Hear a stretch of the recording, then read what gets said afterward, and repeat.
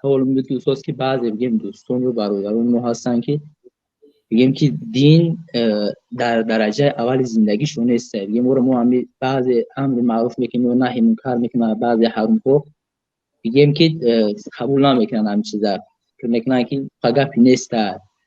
غیر از دعا و مقصد حقشون باز دعا میکنیم، غیر از این دعا با چی توسط دعا میتونیم استاد که بگیم که یگام دیگر روح دیگر نمیبینیم. همین دوستمون نزدیکای عمرمون شد بعضی امور معروفشون میکنه که قبول نمیکنن.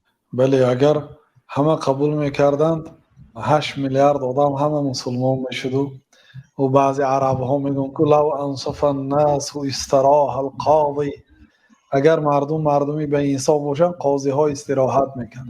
یعنی هم آدمی به تقوا شود و طبق شریعت عمل کند، حاجتی به قاضی نداریم که به کی رفته کی را به قاضی شکایت کنیم. یعنی که حاجت به این چیز نداریم اگر همه دیندار باشد.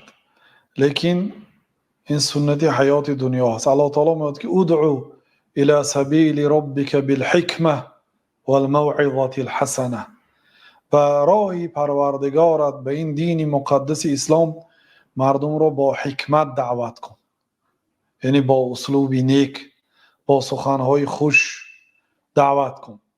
یعنی دغل، معاملگی، سخت رسیدن، این چیزها منهج پیامبر صلی الله علیه وسلم نیست. الله تعالی در سوره آل عمران گفت که فبما رحمة من الله لنت لهم ولو كنت فظا غلیظ القلب لانفضوا من حولك. مهربانی الله تعالی بود که تو به مردم سخنهای ملایم گفتی. اگر تو فظ و غلیظ، یک انسانی درشت سخن، قوپال گپ، یا آدمی که دل مردم رو میرنجاند، همین گونه میشدی، لانفضوا من حولک، مردم از گرد تو میگریختن، دین اسلام رو قبول نمیکردن.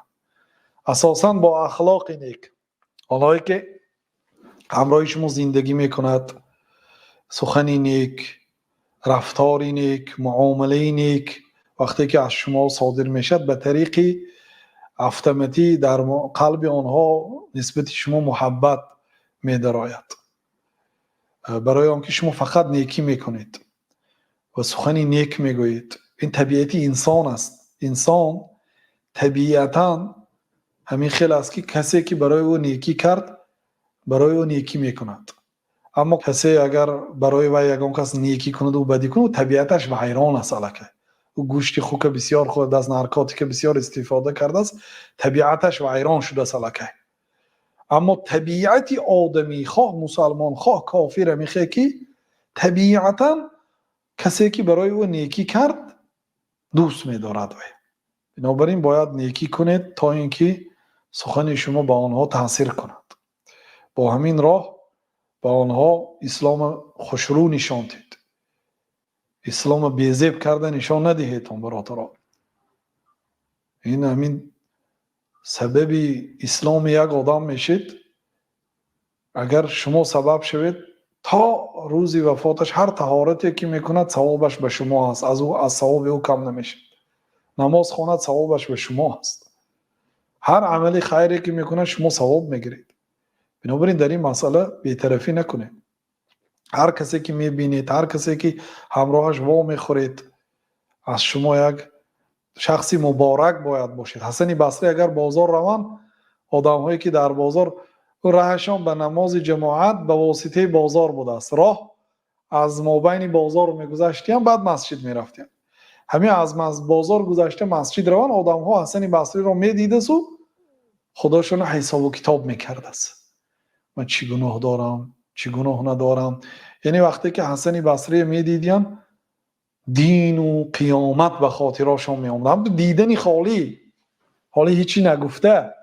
یعنی همین حسن بصری میبیند مردم و خودش حساب و کتاب میکرده است. یعنی شخصی مبارک گفته، همین خیلی آدم میگه شما باید شخصی مبارک باشید. به کجایی که رسید به مردم فایده تان رسد، با چهره گشاد معامله کردن، هر چیزی که نیکی که از دستتون هست به قدر امکان به مردم ارزانی کردن. بدی خودتون نگاه دارید. گفته خواستید که یک گپی گنده گویید، خودتون داشتید، اگرچه او سزاوار است. همین اخلاق خوب است. با اخلاق نیک دعوت کرده میشه مردم. و اینچنین با دعا هم در حقش دعا میکنید، سخن نیک میگویید، انشاءالله آهسته آهسته قبول میکنم. بله. الله حفظ کنه. استاد اینشون دواخل بتانیم که در حق ما و نزدیکای ما و اینشون تمام مهاجرات استاد دعاگو باشین که خداوند الله تعالی تمام مهاجران در حفظ و حمایش نگه دارد، دنیا آخرتتان آباد گرداند. سلامت باشید. تشکر زیاد استاد. خدا نگهبانتون باشه. خب